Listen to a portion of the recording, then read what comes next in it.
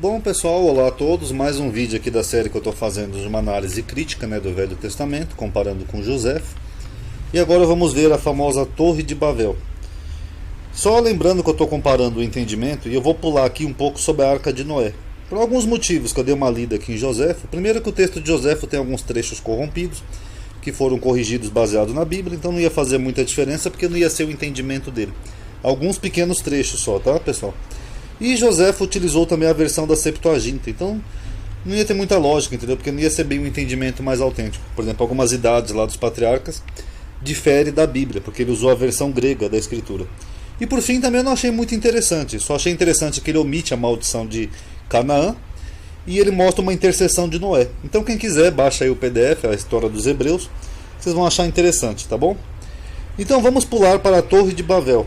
Só lembrando que essa análise considera o fato da história ser uma alegoria, tá? Até porque eu já fiz um vídeo aqui mostrando que a Torre de Babel é só uma alegoria, uma antiga alegoria semita que foi adaptada pelos hebreus, uma monoteização. Mas aqui eu estou analisando apenas o que está escrito no texto, tá? É bom para quem gosta de teologia e até para ter um entendimento a mais, né? A gente pode achar até um fundo de verdade na alegoria, de uma época mais remota que a nossa. Tá? Lembrando também que textos alegóricos podem também se extrair mensagens deles, tá? Então nós vamos analisar, vocês vão achar interessante, ó, a Torre de Babel. A Bíblia narra que os homens fizeram uma Torre de Babel que irritou muito a Deus, mas a Bíblia não esclarece muito bem por quê. A narrativa da Bíblia, né, ela é bem resumida, ela parece que dá um salto da Arca de Noé para a Torre de Babel e pronto. Então ela não esclarece por que Deus se irritou, qual era a intenção dos homens. Eles dão bem uma resumida, até porque, como eu falei, a Bíblia ela passou por várias compilações, vários processos, vários povos, então muita coisa não chegou até nós, ok? Por isso que eu falei que é bom a gente analisar outros entendimentos, né, aquela regra das 3 fontes, porque senão a gente fica preso. Então quem tem que segue aquela visão de só da escritura, ou doutrina só da palavra, a pessoa vai ficar muito presa e muitas vezes a pessoa não vai ter resposta para alguns entendimentos e a pessoa vai começar a criar da própria cabeça seus entendimentos, o que é muito comum alguns pastores fazerem isso, né? Ah não, amadinha, aqui é porque o homem queria chegar até o céu, que não sei o que. Aí vocês vão começar a ouvir absurdos, porque as pessoas negam o conhecimento. Enfim, essa é a narrativa bíblica. A única pista que a Bíblia dá aqui, ó, eles falam assim, ó, para que não sejamos espalhados sobre a face da terra. Só. O resto, vocês veem que é bem resumido, tá? E Joséfo, ele dá um sentido para a história, do porquê os homens terem intentado fazer uma torre tão alta e o porquê disso ter sido desagradável para Deus. Então vamos ver qual é o entendimento de Joséfo? Olha só, eu vou ler aqui para vocês. Os 3 filhos de Noé, Sem, Cã e Jafé, nascidos 100 anos antes do dilúvio, foram os primeiros a deixar as montanhas para morar nas planícies, o que os outros não ousavam fazer, porque eles tinham medo ainda da desolação universal causada pelo dilúvio. Então, no entendimento de Joséfo, as pessoas moravam nas montanhas porque elas tinham medo de haver outra inundação. Existem vários relatos de dilúvios no mundo antigo, então dá a entender que alguma coisa aconteceu ali na Mesopotâmia, naquela região, que causou alguma inundação, talvez o rompimento de uma barreira natural, e os homens começaram a fazer suas casas nas montanhas, porque eles tinham medo que houvesse uma outra inundação. Então faz até um certo sentido. Mas o exemplo daqueles animou estes a imitá-los. Deram o nome de Sinar, ou em hebraico é Shinar, né, a primeira terra em que habitaram, a terra na planície, lá embaixo. Por quê? Porque na planície é melhor para você plantar, é melhor para você colher. Então nas montanhas não dá para você fazer quase nada. Então quanto mais na planície, você tem terras mais férteis, ali é a planície do Shinar. Deus ordenou que mandassem colônias a outros lugares, a fim de que multiplicando-se e estendendo-se eles pudessem cultivar mais terras, o cultivo, colher frutos em maior abundância e evitar as divergências de que outro modo poderia ser suscitado entre eles. Eu vou dar uma resumida aqui explicativa. Os homens começaram a plantar, mas aí começava a haver divergência, a comida não dava para todo mundo, eles ficavam ali aglomerados ali na mesma planície. Aí Deus falou, ó, vamos para outro lugar, pessoal, a terra é grande, e não é plana, tá? Vamos para outro lugar. Mas aí o homem desobedeceu, eles não queriam ir, ó. Porém esses homens rudes e indóceis não obedeceram a Deus, e pelo seu pecado foram castigados com os males que aconteceram. E Deus, vendo que seu número crescia sempre, eles iam se multiplicando, ele ordenou uma segunda vez que formassem novas colônias. Ó, não fica só no mesmo lugar, pessoal, formem outras colônias. Estes ingratos, porém, esquecidos de que deviam a ele todos os seus bens e atribuindo-os a si mesmos, continuar a desobedecer-lhe e acrescentar a sua desobediência, perdão, é um trava-língua às vezes, a impiedade de imaginar que era uma cilada que lhes armava, a fim de que, estando divididos, pudessem Deus facilmente destruí-los. Então eles tinham uma concepção aqui dentro do que o Joséfo nos informa, que se a gente ficar junto, unidos, venceremos. Se a gente se separar, vai ser fácil para Deus destruir a gente. Vamos ficar todos juntos. Nimrod, o neto de Cã, um dos filhos de Noé, foi quem os levou a desprezar Deus dessa maneira. Ao mesmo tempo, valente e corajoso, persuadiu-os de que deviam unicamente ao seu próprio valor e não a Deus toda a boa fortuna. E como ele aspirava ao governo e queria que o escolhessem como um chefe, abandonando a Deus, ou seja, ele queria ser um chefe em vez de Deus, que as pessoas obedecessem ele e não Deus, ofereceu-se para protegê-los contra ele, contra Deus, caso Deus ameaçasse a terra com dilúvio. Então o que Nimrod falou? Pessoal, comecem a seguir a mim e esquece o que Deus falou, ok? Mas Deus vai castigar a gente. Não, eu vou proteger vocês se Deus mandar um novo dilúvio. Como, Nimrod, você vai fazer isso para nos proteger de Deus? Aí ele disse, construindo uma torre para esse fim, tão alta que não somente as águas não poderiam chegar-lhe ao cimo, como ainda ele vingaria a morte dos seus antepassados. Então, pessoal, vamos fazer uma torre. A gente pega tijolo, betume, argamassa, a gente faz uma torre tão alta que aí mesmo se Deus mandar um outro dilúvio, a gente sobe para a torre e a gente vai ficar seguro lá em cima. Então, vocês notaram como no entendimento de Joséfo a história faz um pouco mais de sentido, mesmo sendo uma alegoria? Tem pelo menos uma explicação dentro do contexto? O povo insensato deixou-se dominar pela estulta convicção de que lhe seria vergonhoso ceder a Deus, e começaram a trabalhar nessa obra com incrível ardor. A multidão e a atividade de operários fez com que a torre em pouco tempo se elevasse a uma altura acima de qualquer expectativa. A torre ficou muito alta, amadinha, tá vendo? Era uma torre que chegava ao céu, como diz a Bíblia. Não, olha o que Joséfo diz.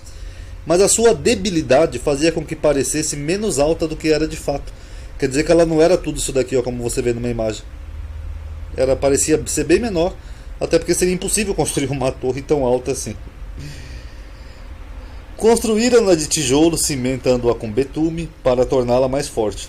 Deus irado com essa loucura. Por que loucura? Porque eles estavam tentando fazer uma afronta a Deus, dizendo que eles, como se fosse uma proteção contra um castigo de Deus. Aí faz até sentido. Aí Deus não quis exterminar eles não, como fez com os anteriores, os predecessores, cujo exemplo, aliás, havia sido inútil. Ele falou, não adianta eu castigar de novo que eles não vão aprender. Mas aí Deus pôs divisão entre eles, já que Deus tinha ordenado que eles se espalhassem, eles não queriam se espalhar. Então Deus fez com que a única língua que eles falassem se multiplicasse no instante, de modo que eles já não se entendiam. Então isso explicaria a confusão das línguas da Torre de Babel, porque já que o povo queria ficar ali unido, grudadinho, que nem arroz empapado, aí Deus falou, tá bom, eu não vou castigar vocês não, agora cada um vai falar uma língua, porque aí eles iam ser forçados a se espalhar naturalmente. Viu como faz mais sentido? A confusão fez com que se desse ao lugar onde se havia construído a torre o nome de Babilônia, pois Babel em hebreu significa confusão. Isso aqui é um equívoco que Joséfo repete da Bíblia, que Babel não tem ligação com confusão, a não ser que seja alguma raiz hebraica que originou a palavra Babel, tá? Mas Babel na verdade é portão dos deuses. Eu vou mostrar para vocês.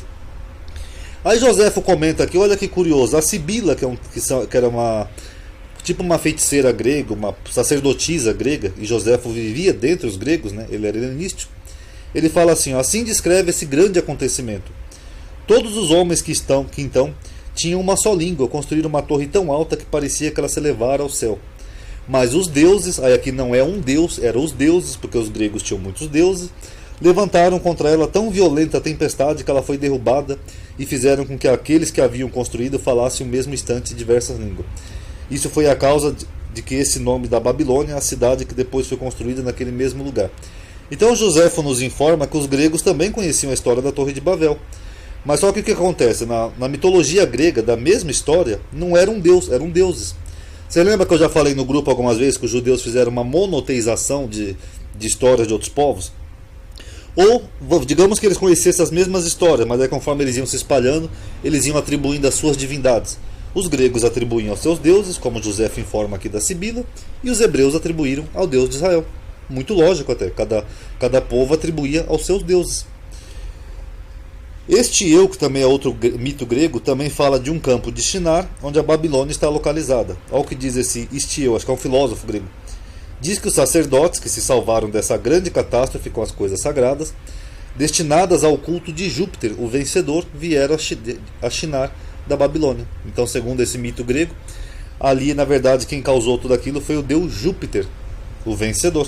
Você notaram como cada povo atribui a sua divindade à mitologia? Agora, só para finalizar, deixa eu dar só umas curiosidades aqui sobre esse Nimrod. Nimrod é mencionado na Bíblia, e a Bíblia também tem um registro histórico, né? Ainda que não seja uma coisa tão literal assim, mas eles associam Nimrod como um dos fundadores de Babel, ali na terra de Shinar.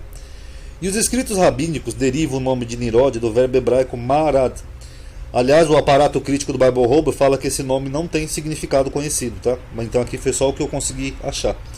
E esse significado marad significa rebelar. Assim o Talmud babilônico, segundo Erubim 53a, declara: então por que foi ele chamado de Nimrod? Porque ele incitou todo mundo a se rebelar, Inrid, contra a sua soberania. Enciclopédia da Bíblia, Interpretação Bíblica, de Menahem en Kasher, volume 2, 55, página 79. A respeito desse nome, o orientalista, ou seja, perito em cultura e costumes orientais, o I.F.C.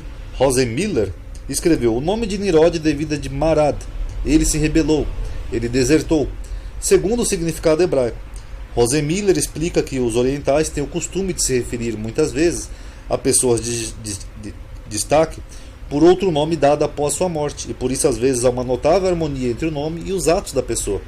Então muitas vezes essas pessoas são arquétipos, ou pessoas que fizeram alguma coisa. É costume do Oriente Médio naquela época, segundo esse orientalista, eles darem o nome daquilo que a pessoa fez, para ser lembrado. Digamos que o nome do Nimrod fosse um outro nome, vamos supor que o nome dele fosse João. Ah, mas ele se rebelou, vamos chamá-lo de Nimrod. Por isso que o Talmud fala aqui, então por que ele foi se chamado de Nimrod? Era uma forma de identificar a pessoa. A Culler's Enciclopédia afirma: os peritos têm tentado, sem nenhum êxito, identificar Nimrod com diversos reis, heróis ou deidades antigas.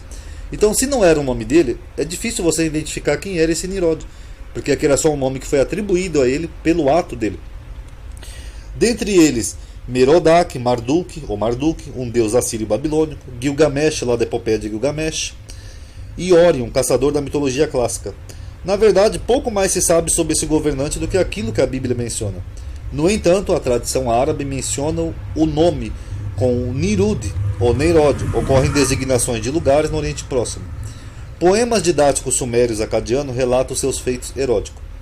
Os estudiosos comparam ele com Sargão, lá de Agade, aquele mito de Sargão que também foi tirado das águas, que nem Moisés, etc. e tal, que também foi um grande guerreiro e caçador, porque Nimrod, a Bíblia nos informa que ele foi um guerreiro e caçador. Aqui, ó. Cadê? Aqui, ó. Poderoso caçador diante do Senhor. Então alguns associam esse Nimrod com uma hipótese bem remota de que ele pudesse ser o mesmo Sargão, ok? Divindades como Nimrod, Nimurda e outros deuses babilônicos e assírios da guerra e da caça eram incensados da mesma maneira que Nimrod foi. Por essa razão, os eruditos supõem que Nimrod representava alguma antiga mitologia. Por isso que eu falei que pode ter um fundo histórico nisso tudo, uma mitologia que os povos daquela época conheciam, que mais fazia parte da religião do que da história. Ou seja, o que é isso, Ronaldo? Quer dizer que não era real, era um mito, uma mitologia. Que nem eu falei, Nimrod pode ser meramente um arquétipo de uma pessoa má, que se rebelou contra Deus. Simples. E outros veem também Nimrod como o protótipo de Nino, o fundador clássico da cidade de Nínive. Ou seja, pode ter sido Nimrod que originou esse outro personagem. Ou talvez ele tenha sido mesmo Gilgamesh, lá da epopeia de Gilgamesh, um rei heróico épico, né, de Erech. Havia também antiquíssimos provérbios aplicados a ele, como Nimrod, poderoso caçador diante de Deus. Ainda outros estudiosos procuram encontrar uma ligação entre Nimrod e Marduk, uma das principais divindades da Babilônia. Os estudiosos conservadores, naturalmente, contentam-se somente com a interpretação de que vê Nimrod como um personagem histórico, sem interpolar-se lendas e mitos vieram a vincular-se mais tarde ao seu nome, incluindo noções de divindade. É curioso, para dizer o mínimo, que muitos nomes locativos ali na Babilônia refletiam esse nome, como Birs Nirud, Tel Nirud, e o cômoro de Nimrod.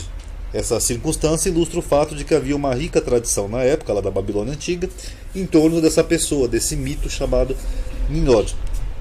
Agora, se ele realmente foi um mito ou um personagem real que foi mitolizado, sei lá, ou algo assim, divinizado, aí vai de vocês, tá? Só uma curiosidade aqui, isso aqui eu copiei do Bible Hub, quando eu pesquisei ali sobre Bavel, em que eles falam que em assírio, Babilu é portão dos deuses, tá? Não é confusão como José e a Bíblia informa, a não ser que no hebraico tenha a mesma raiz, e talvez a gente teria que fazer uma análise mais etimológica do termo. Mas Bavel, lá na Babilônia, é cidade dos deuses, ok? Gostaram do vídeo? Desejo aí já um feliz ano novo para vocês, tá? Paz a todos.